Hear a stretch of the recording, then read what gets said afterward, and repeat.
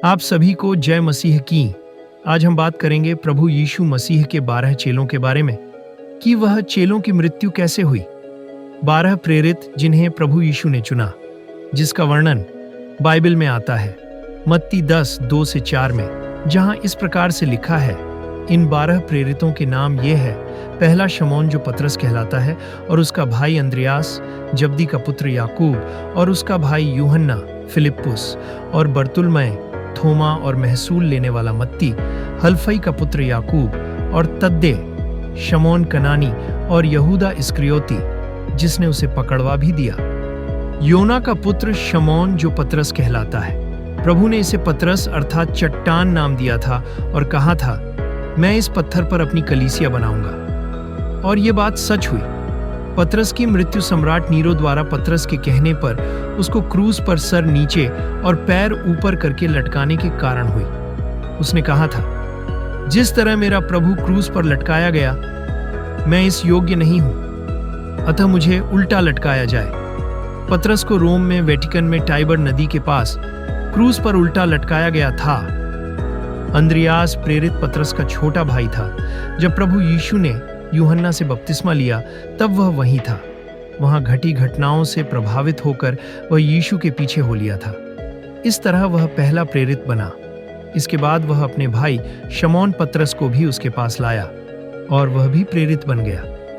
Andreas को यूनान में एक्स आकार की क्रूस पर बांधकर मारा गया। उस पर पत्थराव भी किया गया, जहां 2 दिन बाद उसकी मृत्यु हुई। जब्दी का पुत्र याकूब। याकूब यूहन्ना का बड़ा भाई था और जब्दी का पुत्र था। इसकी माता का नाम सलोमी था। यह भी मछुआरा था। इसकी माता क्रूसीकरण के बाद प्रभु यीशु मसीह की देह पर सुगंधित वस्तुएं लाने वाली महिलाओं में से थी। चेलों में शहीद होने वाला यह याकूब को सबसे पहला था। यह यरूशलेम में प्रचार करता था।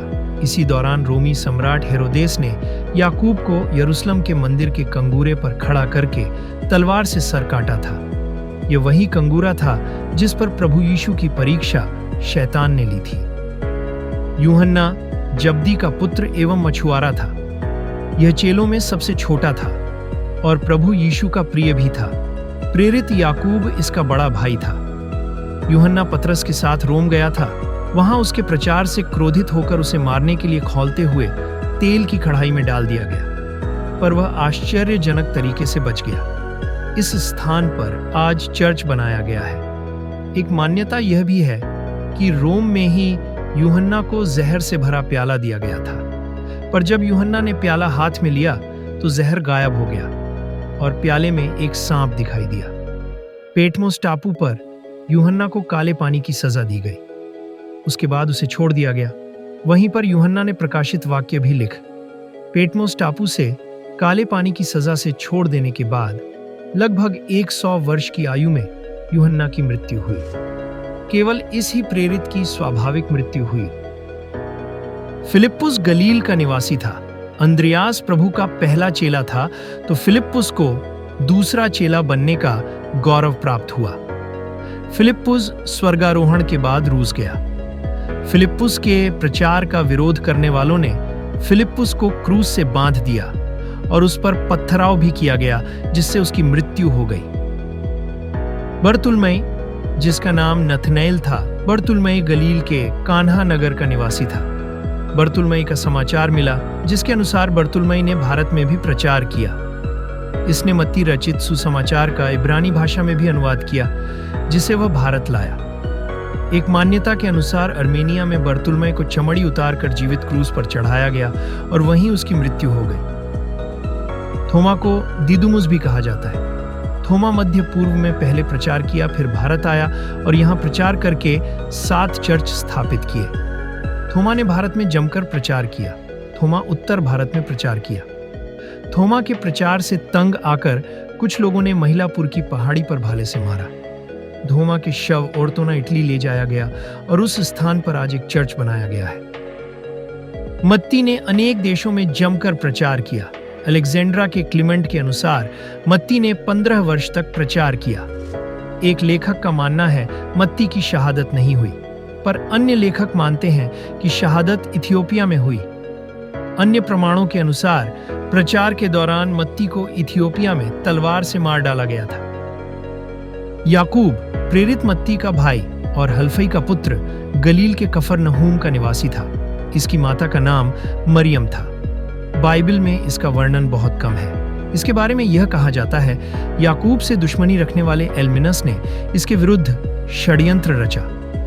उसने याकूब को आमंत्रित किया कि वह जेरूशलम के कंगूरे पर प्रचार करें ताकि सब लोग सुन सके। जब वो प्रचार करने के लिए खड़ा होकर क्रूस और यीशु मसीह के बारे में प्रचार करने लगा, तब लोगों ने उसे कंगूरे से नीचे फेंक दिया, परंतु वह मरा नहीं और उस पर लोगों ने उसे पथराव करके उसे मार डाला।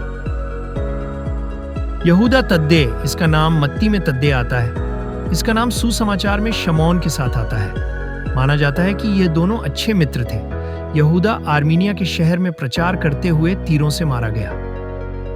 शमौन को शमौन कनानी इसलिए कहते हैं कि शमौन पतरस से अलग पहचान के लिए इसे कनानी कहते थे। माना जाता है कि जब यह प्रेरित बना तब इसकी उम्र 40 रही होगी। यह ब्रिटेन भी गया, सभी स्थान पर आश्चर्य कर्म भी किए और अनेक कष्ट भी सहे। यह मेसोपोटामिया भी गया है। मिस्र का कॉप्टिक चर्च मानता है कि पर्शिया में प्रचार के दौरान क्रूज पर टांग कर मारा गया। प्रेरितों की मृत्यु कैसे हुई? इससे महत्वपूर्ण बात यह है प्रेरितों का विश्वास प्रभु यीशु मसीह पर इतना था कि वह एक क्रूर मौत को भी प्राप्त करने का साहस रखते थे।